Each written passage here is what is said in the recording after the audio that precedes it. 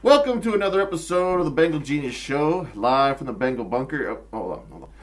All right, hope everyone's staying safe. We're only a few weeks to go. Most importantly, as we all know, Joe Burrow is going to bring in healing for the nation here, at least for the nation of Ohio and Cincinnati Bengal fans. All right, so Burrow's coming in 2 weeks and a day. Very excited, as you all know. We've been counting this down for a long time.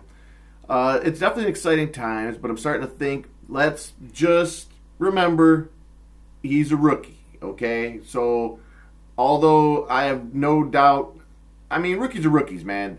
To me, I'm 99% certain this dude is going to lead us to a Super Bowl win, okay? Now, that's a tall order, all right? So we got to build in a little bit of cushion to say there's going to be a little bit of a growing process. I looked up Andrew Luck, his rookie year. He went 11-5, which is pretty amazing. You know, the Bengals, and they were a horrible team the year before. Obviously, they got the #1 pick. I think we'll be in the range from 6-10 to 10-6 next season. It's all about going to be the pieces around him, and we do have to give him a little bit of time to, get used to the pro game.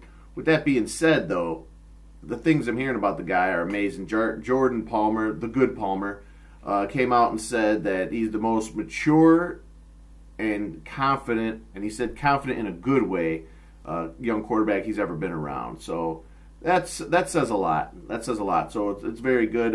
Greatest rookie performance of all time by a quarterback. I hate to say it, Ben Roethlisberger was pretty amazing coming on the scene in 2004 for the Steelers. You know, they took him to a 15-1 record, and it was impressive. I'll give that chubby guy that.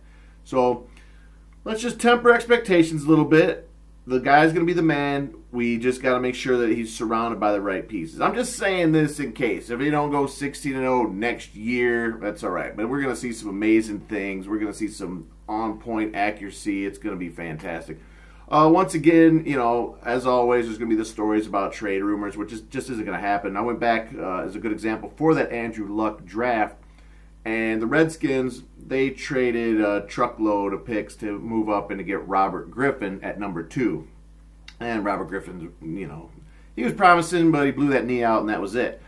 But the moral of that story is, the Rams had that pick at #2, and they traded out of it, and they did get quite a few picks, and they ended up building a nice little team there. But Andrew Luck was the #1 pick, and there was no way they were going to make that trade. Which, once again, I know they're not making the trade anyway. I've said it the whole time, but, the story keeps coming up, so I'll keep shooting it down. Whatever, 2 more weeks of doing it. So it's definitely exciting times. We are getting there. I watched this morning. It was on ESPN. It was Ole Miss versus LSU. And Ole Miss got down the field. They scored. They got a 2-point conversion, made the score 34-23. And it looked like, ooh, they're getting excited. And Burrow, chop, carved them right up. Joe Burrow came out this week and mentioned that he feels bad for his guys because his pro day was supposed to be this week. And that's, like I said, that's another testament to him looking out for his guys. But like I said to Joe Burrow on Twitter, I believe that everyone's looking at so much film on LSU. Every guy on the planet has been, there's so much film on them that they are watched to death. That team's loaded, man. I wouldn't mind 4 or 5 LSU Tigers ending up with the Bengals this year. They're that good. So that's going to be great. There was an interesting story on Twitter. They were talking about who was the greatest defensive player of all time in Bengal history because Geno Atkins got added to the all-decade team. I said hands down it's Geno Atkins. I said that he was the only guy that was considered the greatest at his position at one time during his playing days.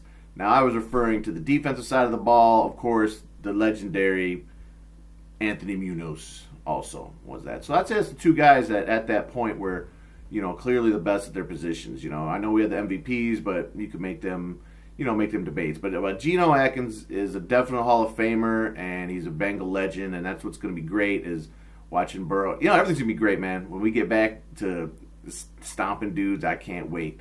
So, all right, that's it. Be sure to subscribe. Be sure to watch. Tell your friends, everyone, Bengal Houday Nation. And you can follow me on Twitter, Bengal Genius.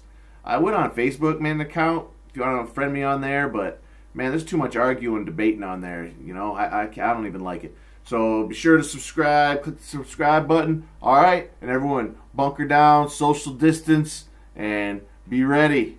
Okay, because Joe Burrow.